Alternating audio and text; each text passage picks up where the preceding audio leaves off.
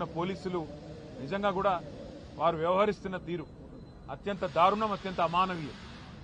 నేను పోలీసు వాళ్ళకు గుర్తు చేస్తా ఉన్నా, ముఖ్యంగా డీజీపీ గారికి, అదేవిధంగా సీనియర్ అధికారులుగా ఉండే ఐపీఎస్ అధికారులకు నేను గుర్తు చేస్తా ఉన్నా.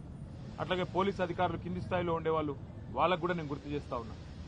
మీకు జీతం ఇస్తున్నది, మీకు జీతాలు ఇస్తున్నది ప్రజల సొమ్ముతో తప్ప కాంగ్రెస్ పార్టీ సొమ్మో రేవంత్ రెడ్డి ఇంట్లో సొత్తో మీకు జీతం ఇవ్వట్లేదు. ప్రజలు ఇచ్చే పైసలతోనే మీకు జీతాలు ఇస్తున్నది ప్రభుత్వం. కానీ ఈరోజు అదే ప్రజల ప్రాణాలు పోతుంటే, అదే ప్రజల ప్రాణాలు తీసే ప్రయత్నం కొంతమంది గూండాలు, రౌడీలు చేస్తుంటే మీరు ఈ రకంగా చేష్టలుడిగి చేతగాని వాళ్ళలాగా చూస్తూ ఉంటే ఇది పద్ధతి కాదు.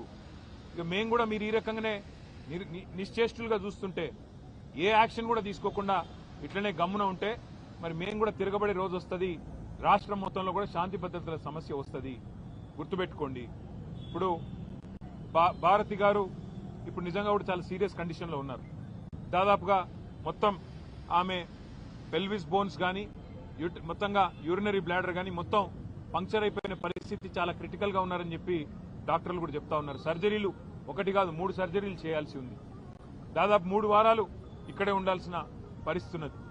కాబట్టి ఖచ్చితంగా నేను ప్రభుత్వాన్ని డిమాండ్ చేస్తా ఉన్నా, మీరు వెంటనే స్పందించి ఏ కాంగ్రెస్ కార్యకర్తలైతే కిరాతకమైన ఈ పనికి ఒడిగట్టినరో వారిని అటెంప్ట్ మర్డర్ కింద, ఒక్కరినే కాదు 4-5 కలిసి చేసినారు. ఇది చేసిన వాడు ఒకడు, చేపించిన వాడు 4-5 ఉన్నారు.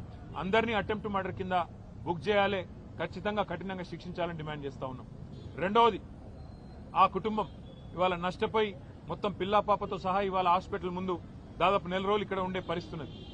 మొత్తం వైద్యానికి సంబంధించి మరి పార్టీ పరంగా మేము చూసుకుంటాము, కానీ ప్రభుత్వం కూడా ఆ కుటుంబానికి ఖచ్చితంగా సహాయం చేయాలి, నష్టపరిహారం ఇవ్వాలని చెప్పి కూడా మేము డిమాండ్ చేస్తా ఉన్నాం.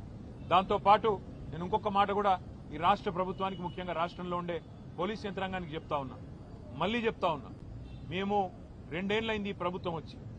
మొన్న నల్లగొండ జిల్లాలో ఏ రకంగా దుర్మార్గంగా ఈ ప్రభుత్వం, ఈ పార్టీ, కాంగ్రెస్ పార్టీ వ్యవహారం చేసిందో, మా మల్లయ్య యాదవ్ గారిని అక్కడ మర్డర్ చేసి మొదటి విడత పోలింగ్ కంటే ముందే మర్డర్ చేయడం జరిగింది. నల్లగొండ నియోజకవర్గంలో ఒక సోదరుడు, ఒక బీసీ సోదరుడు, ఆయన కూడా నామినేషన్ వేస్తే నామినేషన్ వేయొద్దని బెదిరించి కొట్టి ఆఖరికి కిడ్నాప్ చేసి ఆయనకు మూత్రం దాగిచ్చారు. అయినా కూడా ఇంతవరకు కేసు పెట్టలేదు అక్కడ ఉండే పోలీస్ యంత్రాంగం. ఈ రకమైన అరాచకాలు ఏవైతే ఇవాళ రాష్ట్ర వ్యాప్తంగా జరుగుతున్నాయో, ఇటు కామారెడ్డి జిల్లా ఎల్లారెడ్డిలో కానీ, అక్కడ సూర్యాపేట జిల్లాలో కానీ, నల్లగొండ జిల్లాలో కానీ, ఇవన్నీ కూడా గుర్తుపెట్టుకుంటున్నాము. ఇవన్నీ కూడా ప్రజలు కూడా గమనిస్తా ఉన్నారు. పోలీస్ యంత్రాంగాన్ని నేను మళ్లీ కోరుతున్నా, ఇప్పటికైనా స్పందించండి, మీ డ్యూటీ చేయండి. ఒకవేళ మీరు చేయని పక్షంలో మరి మేమే డ్యూటీ చేయాల్సి వస్తుంది. తప్పకుండా శాంతి భద్రతల సమస్య వస్తుంది. దాడికి ప్రతి దాడే సమాధానం అనుకుంటే మేము కూడా తెగబడాల్సి వస్తుంది. తిరగబడ్డప్పుడు మరి మీకే ఇబ్బంది అవుతుంది, గుర్తుపెట్టుకోమని చెప్పి కూడా కోరుతూ, రాష్ట్ర ప్రభుత్వాన్ని మళ్ళొక్కసారి నేను చెప్తా ఉన్నా, మరి రేపు మళ్లీ ఇంకో దశ ఎన్నికలున్నాయి.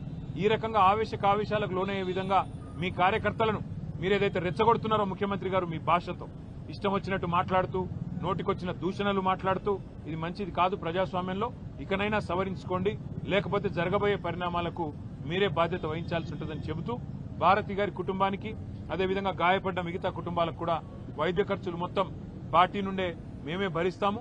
తప్పకుండా ప్రతి కార్యకర్త కూడా పార్టీ అండగా ఉంటుందని చెప్పి కూడా మరొక మాట చెబుతూ, అట్లాగే మా నాయకులు, కార్యకర్తలకు